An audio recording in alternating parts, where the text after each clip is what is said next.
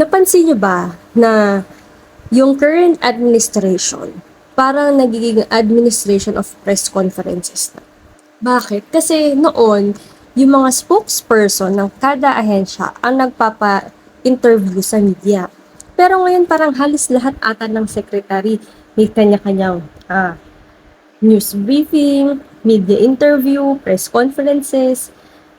Hindi ko tuloy alam kung communication strategy ba talaga to ng current administration o sadyang follow the leader lang ang peg nila dahil yung mismong chief executive nila media facing din. Hindi mo tuloy alam kung nag-iba na yung qualifications para maging secretary. Parang kahit hindi ka na nakakagawa or hindi ka na ganun kagaling mag-lead, basta magaling ka sa press con. Don't get me wrong, hindi ko naman po sinasabing masama ang lumabas sa media.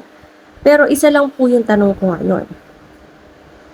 Mas madalas po ba na makita namin ang resulta ng inyong trabaho o mas madalas na makita namin ang mukha niyo sa camera?